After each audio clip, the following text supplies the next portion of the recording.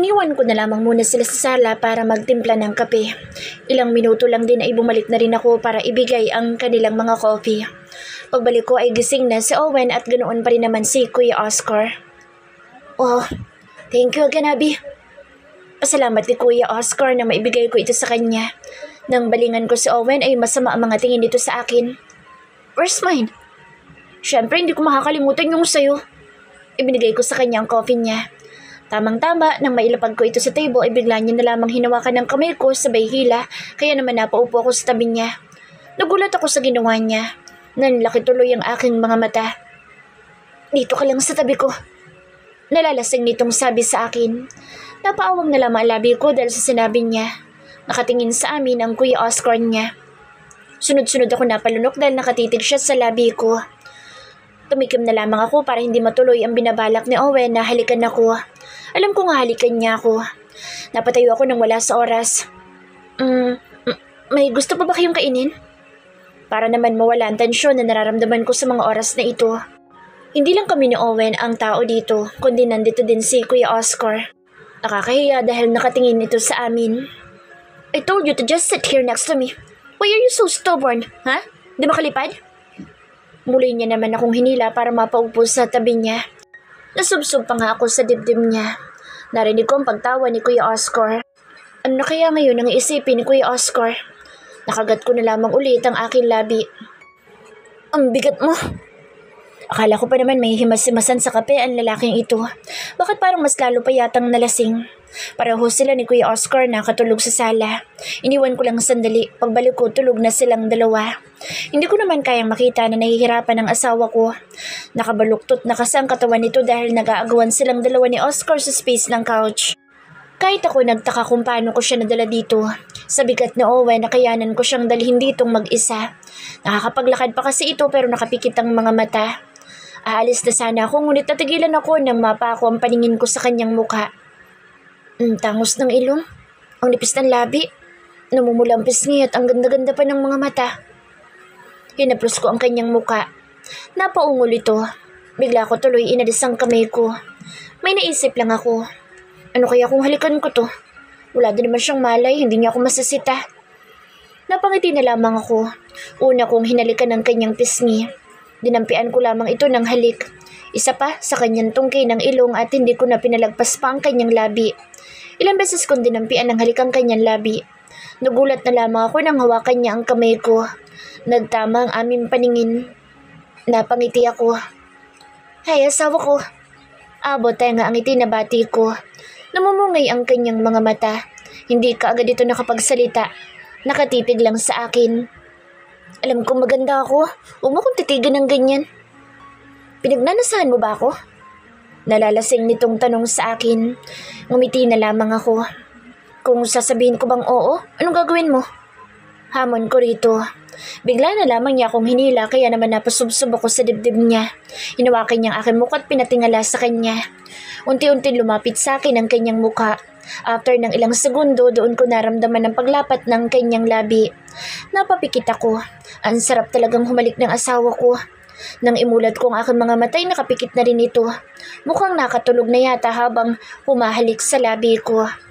Pambihira naman. Yun na napurnada pa. Bakit kasi lalasing-lasing pa? Natutuyo na ang betchay ko. Angel? Mami Lois? Ay, Manong Mosi. Napatalon ako sa gulat. Ini-imagine ko pa nangyari kagabi ngunit ito naman si Manong Mosi. Ginulo ang malalim kong imagination. Tulala ka na kasi dyan. Kakain ka pa ba? O matutulog ka na lang dyan sa harap ng pagkain? Naisip ko lang kasi nangyari kagabi, Manang. Hinalikan kasi ako ng asawa ko kaso nakatulog naman. Sus, kaya naman pala. Halik pa lang yun Manang, minsan lang kaya niya ako halikan. Susulitin ko sana kagabi kaso nakatulog naman. Sa susunod nga, huwag mo nang painumin yung boss nyo. Hindi ba dapat ikaw magsabi niyan sa kanya? Sabihin mo sa kanya, huwag na siya maglasing. Next time po, Manang. Hanggang ngayon siguro ay tulog pa siya. Dadalhan ko na lamang ng pagkain sa kwarto si Owen. Manang, ihahanda ko na muna ng pagkain ni Owen. Ihahatid mo ba sa office? Hindi ho, ihahatid ko sa kanyang kwarto. Magang pumasok ang asawa mo kanina. Tulog na tulog ka pa nang umalis siya. niyo lang sinabi, Manang? Malay ko ba? Hindi ka naman nagtanong. Pupuntahan ko na lang siya sa kanyang office. Naisip kong dalawin na lang sa Owen. Magdadala na rin ako ng kanyang lunch. Hindi ka bibili ng pregnancy test? Naku, oo nga pala. Saka na lang siguro, Manang. O sige, ikaw bahala. Mas mabuti na maaga mo malalaman kung buntis ka para maaga mo rin masasabi sa asawa mo. Pag-uwi na lang siguro, Manang. Excited na kasi ako makita si Owen. Hindi na ako dadaan pa sa store. Didiretso na ako sa kanyang office. Sige, tutulungan na kitang ihanda ang mga dadalhin mo. Sige ho, Manang. Nakalimutan ko na yata si Kuya Oscar. Ang pagkakaalam ko ay sasala siya nakatulog. Ngunit pagbaba ko kaninang umaga wala na siya doon. Manang, si Kuya Oscar ba umalis na? Maaga ding umalis kanina. Sabay nga sila ni Sir Owen eh. Ganun ba? Iba talaga kapag workaholic kahit may hangover maaga pa rin nagigising. Ganoon naman talaga magkapatid na iyon. Talagang gigising na maaga kahit pag-aano kalasing. Iniwan ko na muna si Manang. Bumalik ako sa kwarto na tinulugan ko kagabi. Hindi kasi ako pwede sa sala dahil doon si Kuya Oscar kaya naghanap na lamang ako ng kwarto na matutulugan ko. Siyempre dahil dadalawin ko ang asawa ko dapat fresh ako. Pinili ko magsuot ng nakikita ang balikat ko at miniskirt naman sa pang-ibaba ko. Habang pinagmamasdan ko ang sarili sa salamin ay napangiti na lang ako. Tapos na ako mag-ayos kaya bumaba na rin ako. Nakahanda na ang pagkain na dadalhin ko para kay Owen. Siguro magugulat siya kapag nakita niya ako. Hindi ko na ipapaalam sa kanya na pupunta ako. Susurpresahin ko na lang. Good luck, Iha. Parang nag-cheer lang sa basketball si Manang. Kinindatan ko rin naman ito. Good luck sa akin, Manang. Tuluyan akong umalis dahil wala naman akong sariling sasakyan ay nag-commute na lang ulit ako. Mas pinili kong sumakay na lamang ng taxi. Na-trauma na yata ako sumakay ng jeep. Oo, malandi ako ngunit malandi lang ako pagdating sa asawa ko.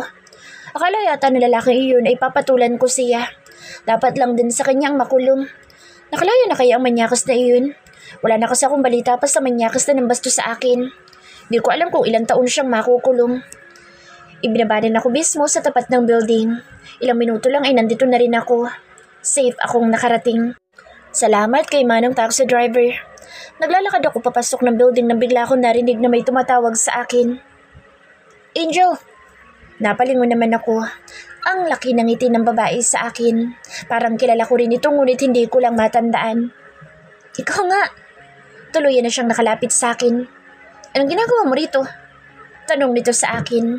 Ngayon ko lang siya nakilala nang makalapit siya ng tuluyan sa akin. Siya si Yana, ang kaklase ko nung high school.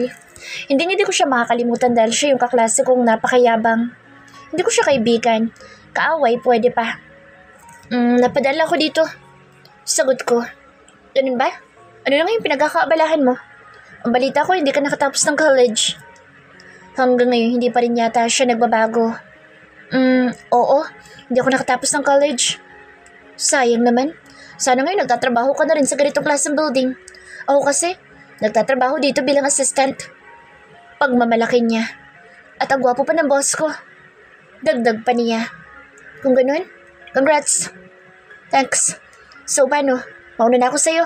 Kailangan kasi ng boss ko itong coffee niya eh. Sige. Tinalakuran niya na rin ako sa wakas. Ayoko lang talaga makausap ang babaeng iyon. Ubod ng yabang. Ano nga naman kasi ang may pangmamalaki ko sa kanya. Wala akong trabaho at isa akong housewife na isang masungit na CEO.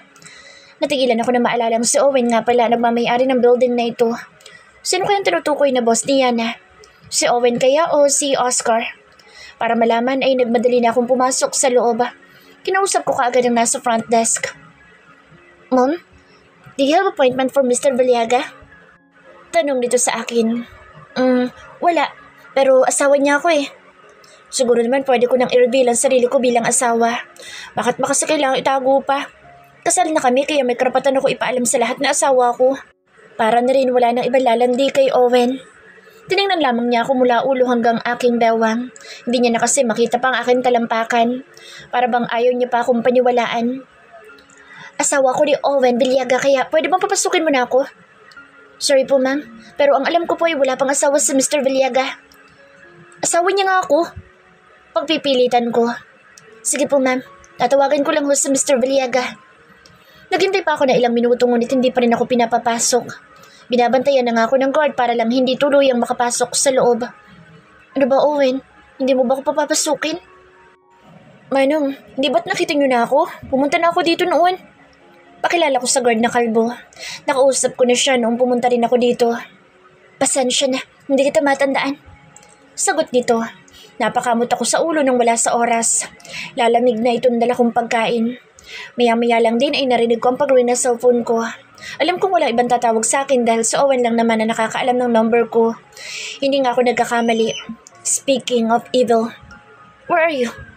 Kagad na tanong nito pagkatapos ko sagutin ang tawag niya. Nandito lang naman ako sa labas dahil hindi ako pinapapasok sa loob. Sarcastic ang sagot ko. So, it's you. You introduce yourself as my wife? Why not naman, diba? Kasal tayong dalawa, dapat lang naipaalam ko na asawa mo ko. Umasok ka na dito. Mag-uusap tayo. Maotoridad na sabi nito sa akin, sa kanya ako pinatayan ng tawag. Sa wakas pinapasok rin ako. Sinamahan lang din ako ng isang babae patungo sa office ng asawa ko. Kumatok muna ito bago tuluyan kaming pinapasok. Ako lang pala ang pumasok. Nakaupo sa swivel chair ang asawa ko. Ang cool nitong tingnan habang nilalaro ang ballpen sa kamay nito. Nagdala ko ng lunch para sa'yo. Kagad na sabi ko sa kanya. Naglakad ako palapit sa kanya hanggang sa matapat ako sa table niya. Napatingin siya sa akin. Tila ba may mali na naman akong nagawa at ganito na lang kasama ang tingin niya sa akin. Napansin ko ang hawak niya. Hindi ako pwede magkamali. Yun yung dala ni Yana kanina. Ibig sabihin si Owen ang tinutukoy ni Yana na boss niya. Tahimik lamang si Owen habang tinitingnan ako ng masama. Sabay kaming napatingin sa pinto nang marinig ang mga katok mula dito. Come in. Bumukas ang pinto saka iniluwa doon si Yana. Nagulat siya na makita ko. Ilang segundo bago niya hinarap si Owen. Sir, ano pong gusto niyong kainin for lunch? Tanong ni Yana sa asawa ko. Hindi na kailangan. May dala akong lunch para sa asawa ko. Ako na ang sumagot. Nakita ko ang pagkabigla ni Yana. Para bang hindi ito makapaniwala. Si Owen naman ay hindi na rin naman nakareklamo pa. Lumabas ka muna, Miss Vera. May pag-uusapan kami. Maotoridad na utos ni Owen kay Yana. Palihim ako napangiti dahil nawala na ang kayabangan ni Yana sa mga oras na ito. Ano kaya mararamdaman niya ngayong alam niya na ang nilalait niyang hindi nakatapos ng college ay asawa pala ng boss niya? Lumabas din kaagad si Yana kaya kami na lang ulit ng asawa ko dito sa office niya. Huwag mo nang dagdagan ang sakit ng ulo ko, di makalipad. Napansin kong hinihilot ni Owen ang kanyang noo. Masakit nga siguro ang ulo niya kasi may hangover pa siya. Correction. Mrs. Valiaga na ako ngayon. V-I-L-L-E-G-A. Inisa-isa ko pa ang letra ng apelyido niya. I am proud to be your wife, Mr. Valiaga. Dagdag ko pa. Mas lalong kumunot ang noo niya. Anong kailangan mo? Bakit ka pumunta dito? Wala naman. Gusto lang kitang dalawin. Hindi pa ako patay. Patay lang banda na dalaw? Siyempre gusto ko masalayan ang napakagwapong mukha ng asawa ko. Nag-iisip ka ba talaga ha? Bakit mo pinagkakalat na asawa kita? Alam mo ang rules. Hindi mo pwede ipaalam sa iba na kasal tayong dalawa. Sa tingin mo ba maniniwala sila? Baka nga pinagtawanan lang nila ako eh. Dapat nga maging proud ka pa dahil pinagsisigawan kong asawa kita. Ang ganda ko kaya. Walang pa namang assistant mo no? Kung makatitig sa'yo wagas eh. At bakit nasali sa usapan ng assistant ko dito? Nagsiselos ako. I pouted my lips. Wala kang karapatang magselos. Pues meron na ngayon. Kapag gusto ko magselos, magsiselos ako. Bilang asawa mo, nagsiselos ako. Kasi akin ka lang. Dapat ako lang ang tumititig sa'yo ng matagal at ako lang din ang pwedeng mapapansin sa'yo. Baka isalpa ko sa makakapal nilang pagmumukha marriage certificate nating dalawa eh. Napaawang lamang ang labi ni Owen sa walang hintong pagputak ng aking bibig. Natutup ko na lamang ang aking bibig dahil sa naging reaksyon ng asawa ko. Narealize ko sobrang daldal ko na pala. Hindi ko na kasi napigilan pa ang sarili ko. Isa pa bakit kailangang itago niya ako? Pinakasalan niya ako kaya dapat proud siya nga ako ang pinakasalan at asawa niya. Hindi ba niya kaya ipagsigawan sa buong mundo na ako ang asawa niya? Alam mo, mas maganda kung lagi kang may dalang scotch tape. Nagkabuhol-buhol yata ang utak ko sa sinabi niya. Paano napunta sa scotch tape ang usapan? Anin ko naman scotch tape? Confused na tanong ko sa kanya. To cover your loud and talkative mouth. Natauhan ako sa mga pinagsasasabi ko. Masyado na pala ako maraming nasabi. Sobrang daldal ko. Hindi ko na napigilan pa ang sarili ko. Basta, pinaglalaban ko lang kung anong yung akin. Hindi pwedeng pagnasaan ng asawa ko ng hambugera niyang assistant. What food did you bring for lunch? Napatingin kaagad ako sa kanya. Muntik ko na rin makalimutan na may dala pala akong pagkain. Malamig na ito. Baka hindi na magustuhan ni Owen. Napadaldal mo ko. Malamig na tuloy ito. Inilapag ko ang dala kong lunchbox sa kanyang office table. Nakalimutan kong itabi muna ang mga nakalagay na papel doon. Sorry. Itatabi ko muna mga ito. Inayos ko ang kanyang table at nang mapagsama-sama ko ang lahat ay saka ako umupo. Hindi ko nga pala naitanong kay Manang kung kumakain ka ba nito. Pero alam ko magugustuhan mo to. Maamoy lang naman ito pero masarap ibagay sa kanin. Ang dami mo pa sinasabi. Ano ba kasi yan? Tuyo. Binuksan ko ang isang layer ng box. Napansin ko ang pagtakip ni Owen ng kanyang ilong. Ipinagmamalaki mo yun, Tuyo. Huwag ka. Pambansang ulam yan kaya dapat matuwa ka. Huwag mo ang pandarian ng tuyo. Favorite ko kaya yan. Kumuha ko ng isa saka kumurot na laman saka ko ito kinain sa kanyang harapan. Napansin ko ang kanyang pagniwi. Hindi ko nga ba alam kung bakit takam na ako sa tuyo. Napansin ko naman ang kanyang paglunok. Ako ba talaga ang dinalhan mo ng lunch? O ikaw ang gustong kumain dito sa office ko? Nagpisay naman kagad ako. Pwedeng both? Napailing-iling si Owen.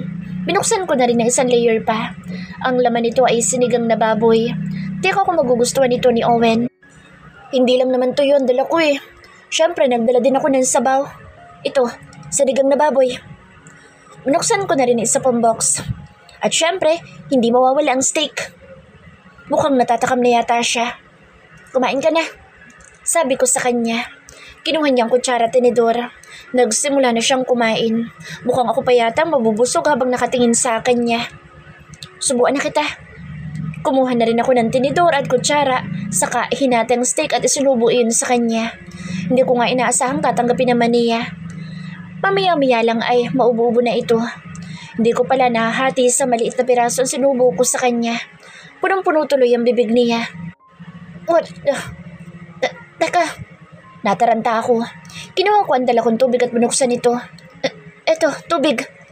Kagad ko ito ibinigay sa kanya. Ininom naman niya. Gusto mo ba akong mamatay? Ang kanina maganda niyang mood ay napalitan ng inis. Sorry naman. Akala ko kasi kakayanin mo yung ganung kalaki. Napakamot ako sa aking batok. Tumayo na lamang ako dahil sa sama ng tingin ni Owen sa akin. Baka mabalingan niya na naman ako ng galit.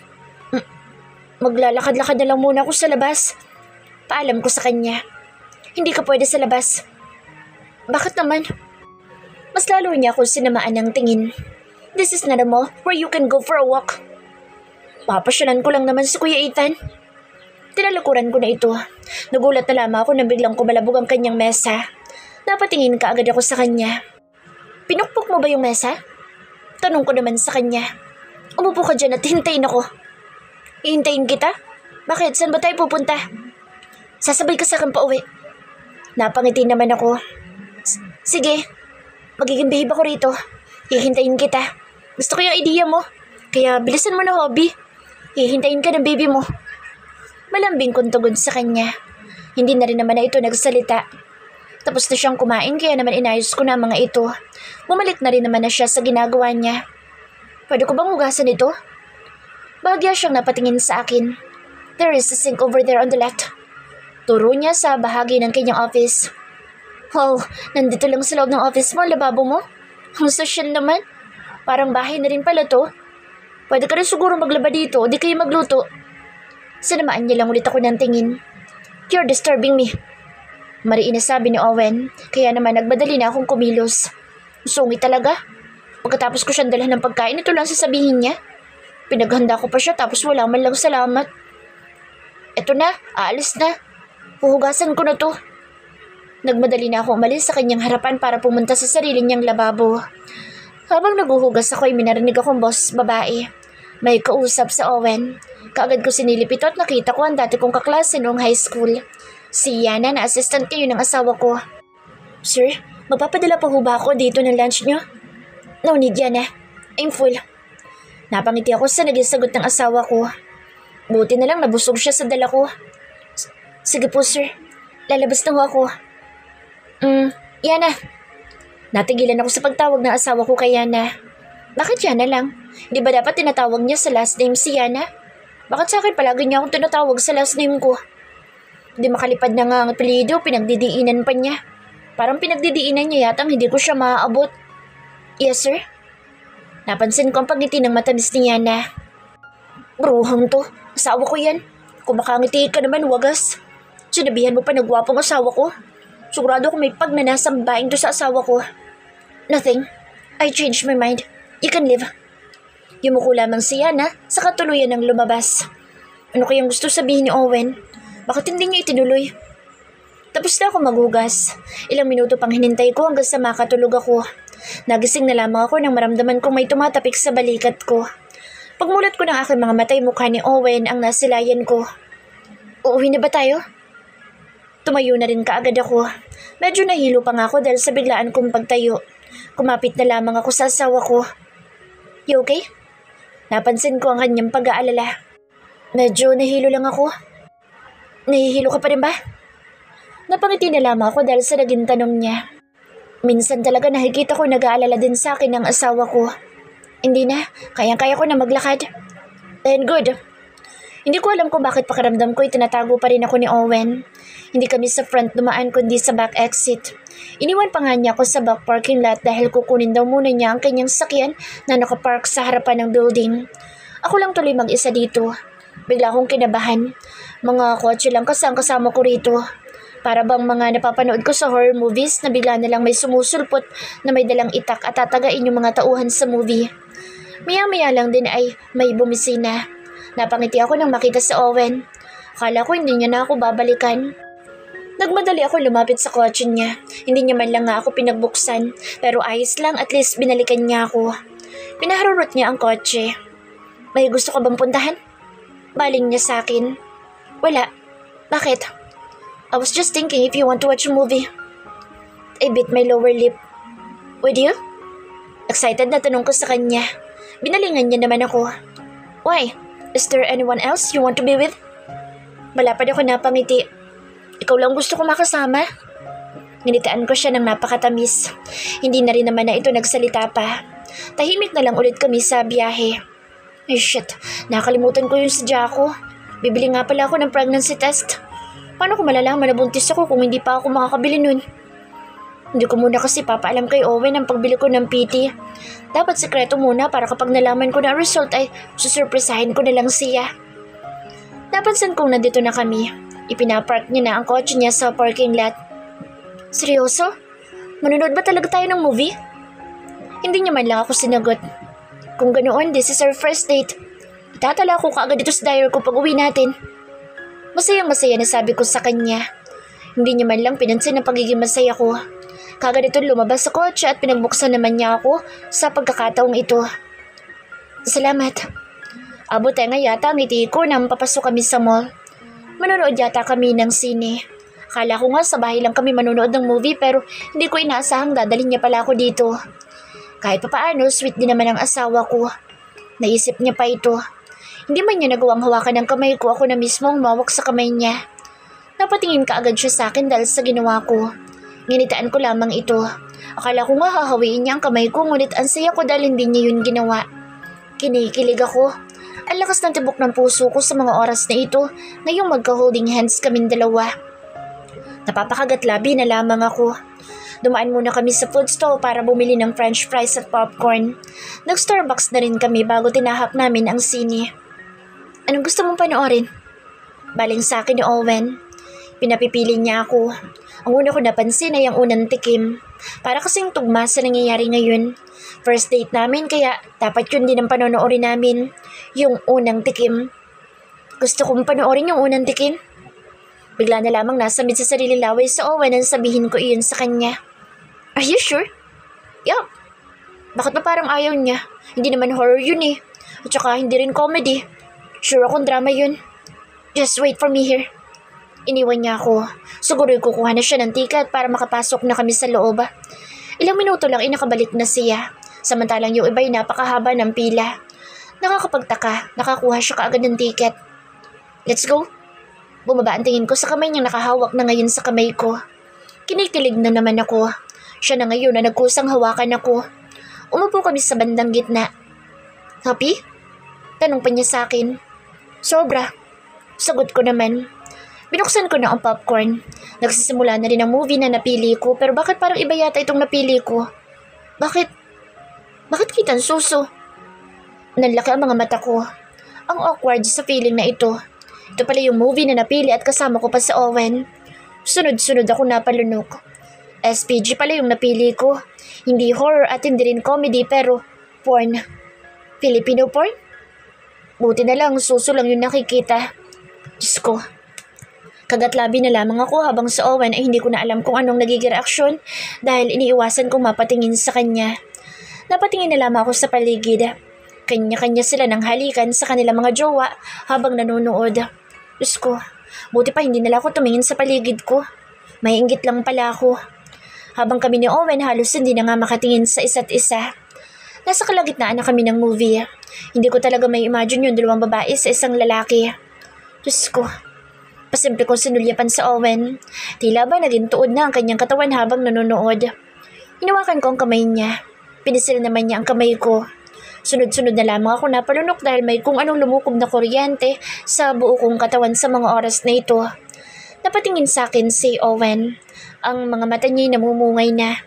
Diyos ko, dahil talaga ito sa movie na pinapanood namin. Sa susunod, kailangan ko na talaga mag-research ng movie para naman hindi na ako magkamali ng mapili. I think we need to go outside. Bulong ni Owen sa akin gamit ang namamaos nitong boses. Ako rin naman ay iba na rin ang nararamdaman sa mga oras na ito. Parang ayoko nang tapusin ang pinapanood namin. Nakakadala at tila ba nababasa ang panty ko. Parang gusto ko na din lumabas. Nautol ko pa sabi sa kanya. Hinawakan niya ang kamay ko saka ito na unang tumayo. Hinila niya na akong palabas ng sine. Pagdating namin sa hallway ay bigla na lamang niya akong isinandal sa wall. Napatingin tuloy ako sa paligid kung merong tao. Owen? Na-turn on ka rin ba? Wala sa sariling tanong ko. Hindi siya sumagot. Nanatiling nakatitig lang siya sa akin. Napapikit na lamang ako na bigla niya akong kuyumusin ng halik. Pareho niyang itinaas sa mga kamay ko sa aking ulo at nagpatuloy sa paghalik sa akin. Hindi ako nakagalaw. Gusto ko rin naman itong ginagawa niya at mukhang nadala talaga kami sa pinanood namin. Napaungol ako nang gumapang ang halik niya sa chin ko hanggang sa bumaba sa leeg ko. Nakakakiliti. Why did you choose that movie? Tanong niya habang patuloy akong hinahalikan sa leeg ko. Nakikiliti naman ako. Hindi kaagad ako makapagsalita dahil sa kakaibang sensasyon ng ginagawa niya. Do you know that I didn't get wet? But my pet was stiff and you need to calm it down. Napapaos nitong bulong sa akin. Pet? Diyos ko, ano kaya yun? Hindi pa rin ako makapagsalita. Patuloy naman ang paghalik niya sa leeg ko. Hinila ako ni Owen kung saan. Nagmamadali na nga ito. Dinala niya ako sa restroom. Mabuti na lang at walang tao pagpasok namin. Inilak niya kaagad ang pinto pagkatapos ay muling humarap sa akin para angkaning muli ang aking labi. Dammit. Mura niya pagkatapos niyang kuyumusin ng halik ang labi ko. This is it. Ani ko. Madidiligan na yata ulit ang batchay ko.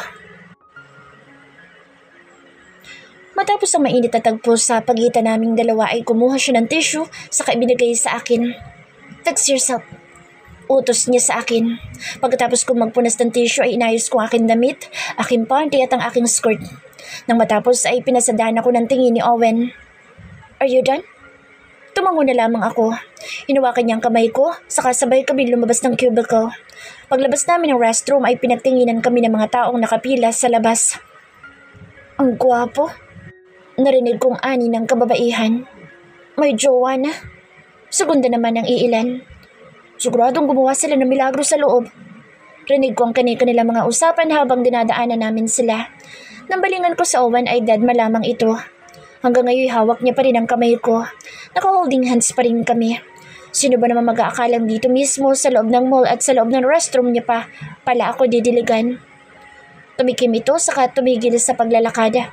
Umarap siya sa akin. Mauna ka na lumabas. Hintayin mo na lang ako sa loob ng kotse. May ayusin lang ako. Binitawan niya ang kamay ko. Puno ng pagtataka na tiningnan ko ito. Sabay na tayo. Sinamaan niya kaagad ako ng tingin. Sandali lang ako. Mauna ka na dahil kailangan kong ayusin to. Saan ka ba kasi pupunta? Ano ba kasi nga ayusin mo? Muli niya na naman ako sinamaan ng tingin. Ito na nga, susundin ko na sinabi mo. Wala din naman ako nagawa. Hindi ko na kinulit pa sa Owen dahil mukhang seryoso siya sa gusto niyang gawin. Wala akong idea kung saan siya pupunta. Kahit na pilitin kong tanungin ay hindi rin naman niya sasabihin sa akin. Ibinigay niya sa akin ang susi ng kotse. Inisip ko na lang ang nangyari sa amin kanina habang naglalakad akong palabas ng mall. Pagdating ko sa parking lot ay kagad ko rin naman binuksan ang kotse para pumasok sa loob. Ang init kasi dito sa labas kung dito ko pa siya hihintayin. Kagatlabi kong ini-imagine ang nangyari sa amin sa hallway at muntikan pa ako magubad doon. Marami pa naman taong dumadaan doon. Mabuti na lang at tinila ako ni Owen sa restroom. Pero teka, may CCTV sa hallway. Alam kong may CCTV doon. Baka naman pinagpipiyastahan ang katawan ko nang nakamonitor sa CCTV. Hindi pwede. Kailangan ko sabihan si Owen. Ipabubura ko ang eksanang iyon. Lalabas na sana ako nang marinig kong bumukas ang kabilang pintuan ng kotse. Nasilayan ko si Owen. Hindi pa man siya nakakaupoy, nagsalita ako. Owen, may kailangan tayong puntahan. Napatingin siya sa akin. Saan? Yung CCTV sa hallway. Kailangan natin... Huwag mo na isipin yun. Nagawan ko na ng paraan. Nakahinga ako ng maluwag sa sinabi niya. Kaya ba pinauna mo na ako rito? Yeah. Kagatlabi ako napatitig sa kanya. Hindi ko alam pero habang tinititigan ko si Owen, ay naaalala ko lang mukha niya habang sinasamba ang katawan ko kanina.